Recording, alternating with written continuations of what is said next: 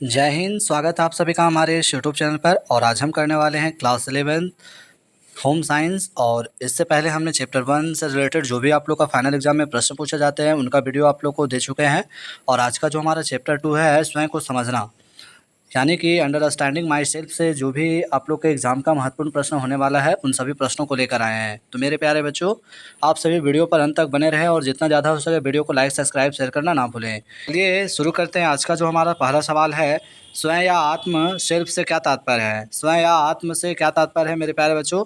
Option कहता है कि केवल व्यक्ति का शारीरिक ढांचा, बी कहता है विचारों अनुभवों भावनाओं और मूल्यों का संपूर्ण योग, सी कहता है केवल बाहरी पोशाक और रंग रूप, और डी कहता है केवल समाज दृष्टिकोण।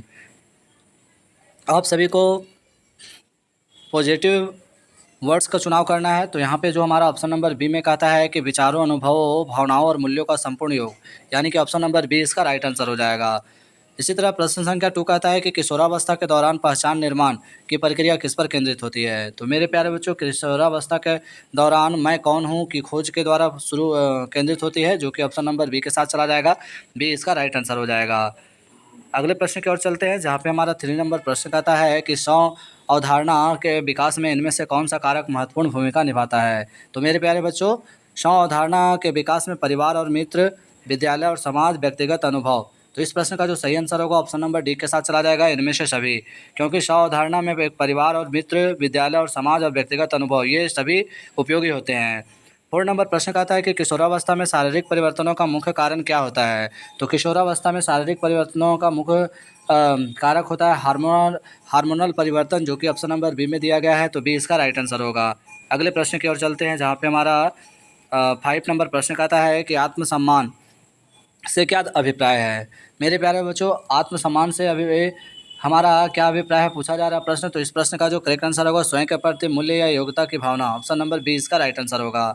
6 नंबर प्रश्न कहता है कि किशोरावस्था को तनाव एवं तूफान की अवस्था किस विद्वान ने कहा था। तो काफ़ी अच्छा प्रश्न है और इस प्रश्न का सही आंसर ऑप्शन नंबर बी के साथ चला जाएगा, स्टैनली हॉल के द्वारा। वहीं 7 नंबर प्रश्न कहता है कि पहचान संकट की अवधारणा मुख्य रूप से किस मनोवैज्ञानिक से जुड़ी है। तो यहाँ पे पहचान संकट से संबंधित जो मनोवैज्ञानिक ने विचारधारा दी है उसका नाम पूछा गया है। तो 7 नंबर प्रश्न का जो हमारा सही आंसर होगा एरिक एरिक्सन के साथ चला जाएगा, जो कि ऑप्शन नंबर ए के साथ चला जाएगा। अगले प्रश्न की ओर चलते हैं, जहाँ पे 8 नंबर प्रश्न कहता है मेरे प्यारे बच्चों कि किशोरावस्था की आयु सीमा समानता मानी जाती है। तो काफ़ी अच्छे प्रश्न है। इस प्रश्न का सही आंसर ऑप्शन नंबर सी के साथ चला जाएगा, 11 से 18 या फिर 12 से 19 वर्ष। ऑप्शन नंबर सी इसका राइट आंसर होगा।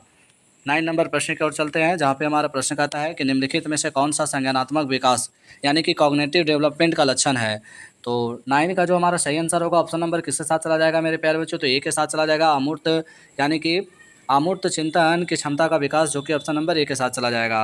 वहीं 3 नंबर प्रश्न कहता है कि किशोरावस्था में सहकर्मी समूह का क्या प्रभाव पड़ता है। तो मेरे प्यारे बच्चों, किशोरावस्था में सहकर्मी समूह का निम्न प्रभाव पड़ता है, जिसमें से यहाँ पे सकारात्मक और नकारात्मक दोनों होता है। तो ऑप्शन नंबर किसके साथ चला जाएगा, सी के साथ चला जाएगा।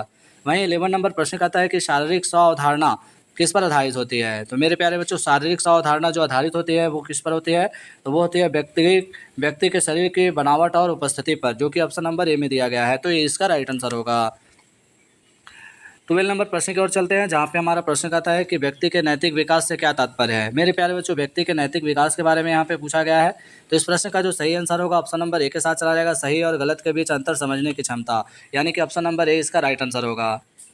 13 नंबर प्रश्न कहता है कि स्व पहचान यानी कि सेल्फ आइडेंटिटी के निर्माण में किसका योगदान होता है। तो इस प्रश्न का जो राइट आंसर होगा ऑप्शन नंबर डी के साथ चला जाएगा, व्यक्तिगत मूल्य, सामाजिक भूमिकाएं और व्यक्तिगत क्षमताएं, यानी कि ऑप्शन नंबर डी इनमें से सभी हो जाएगा राइट आंसर।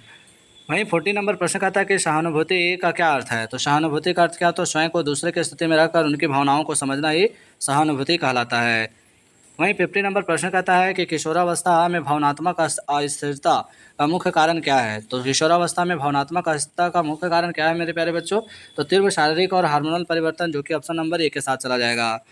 वहीं 60 नंबर प्रश्न कहता है 60 नंबर प्रश्न कहता है मेरे प्यारे बच्चों कि सामाजिक किस प्रक्रिया द्वारा विकसित होता है। तो ये मेरे प्यारे बच्चों किसके द्वारा होता है, सामाजिकरण के द्वारा होता है। एक बच्चा का विकास समाज में होता है, समाज में रहना, बोलना, चालना, घुलना मिलना सब एक समाज में रहकर ही बच्चा करता है। 70 नंबर प्रश्न कहता है कि किशोरों में स्व जागरूकता बढ़ने का परिणाम क्या होता है। तो इसका क्या परिणाम होता है मेरे प्यारे बच्चों, अपनी शक्तियों और कमजोरियों को समझने लगता है बच्चा। तो ऑप्शन नंबर ए के साथ चला जाएगा। 80 नंबर प्रश्न की ओर पहुंच चुके हैं और जिन बच्चों ने वीडियो को लाइक सब्सक्राइब शेयर नहीं किए हैं तो पुनः वीडियो को लाइक सब्सक्राइब शेयर कर दे। 80 नंबर प्रश्न कहता है कि किशोरावस्था के दौरान प्राथमिक यौन लक्षण यानी प्राइमरी सेक्स संबंधित होते हैं। तो किससे संबंधित होते हैं मेरे प्यारे बच्चों? तो इसका जो करेक्ट आंसर होगा बी के साथ चला जाएगा, प्रजनन अंगों में परिपक्व होने से, जो कि ऑप्शन नंबर बी के साथ जाएगा।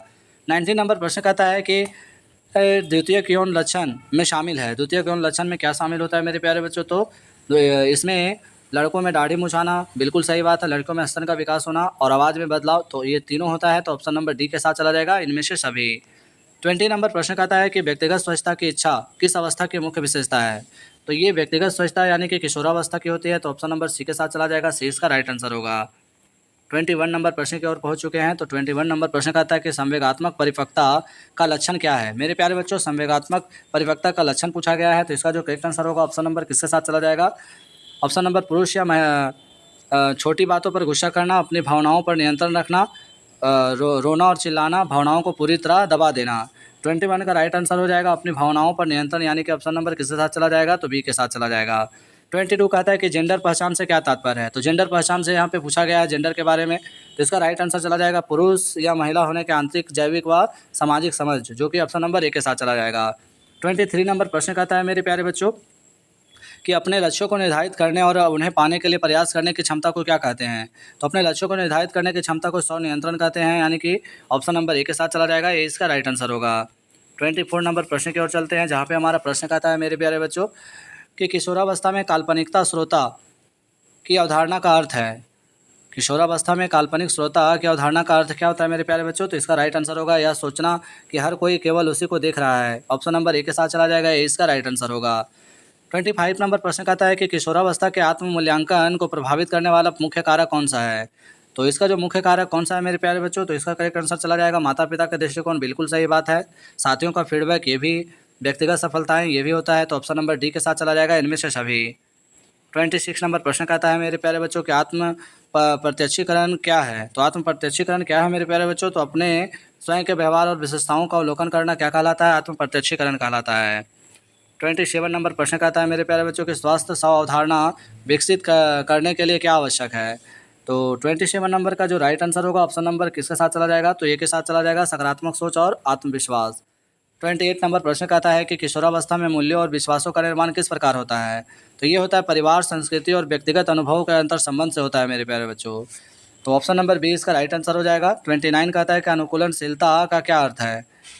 तो अनुकूलनशीलता का मतलब होता है क्या मेरे प्यारे बच्चों? तो ये होता है नई स्थितियों और परिस्थितियों के अनुसार ढलना ही क्या कहलाता है? अनुकूलनशीलता कहलाता है।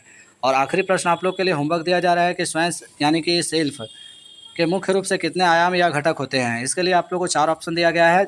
आप सभी हमें कमेंट में बताइए कि इसका क्या होगा सही जवाब। और नेक्स्ट वीडियो में हम चैप्टर 3 आप लोग के बीच में बहुत जल्द लेकर आने वाले हैं। तो आज के इस क्लास में हमारा सफ़र यहीं समाप्त होता है। अगले वीडियो में नए टॉपिक के साथ बहुत जल्द आप लोग के साथ जुड़ेंगे। जय हिंद, जय भारत।